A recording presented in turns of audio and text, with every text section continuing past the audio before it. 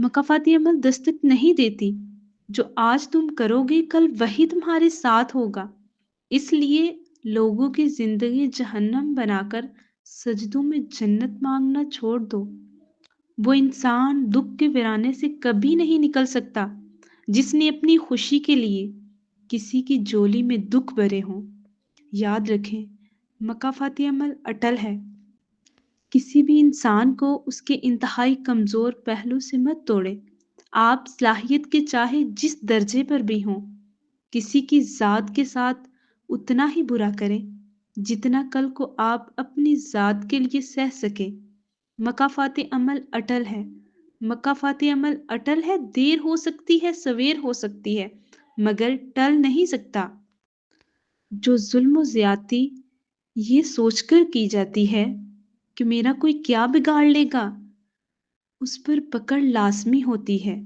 जब कोई दूसरों के लिए गड्ढा खोदता है तो वो उसमें खुद ही गिरता है। मकाफाती अमल अटल है। इसलिए किसी के साथ इतना बुरा मत करें कि मकाफाती अमल सह ना सके। एक चाल इंसान चलता है और एक चाल खुदा चलता है। बेशक खुदा की चाल बेहतरीन चाल है। संभल जाओ इससे पहले कि तुम्हें संभलने का मौका न मिले, क्योंकि खुदा की लाठी बेआवाज है।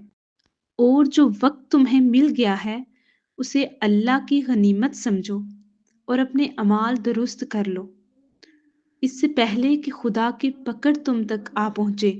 कभी किसी के साथ इतना बुरा मत करो कि उसका सब्र तुम्हें तबाह कर दे।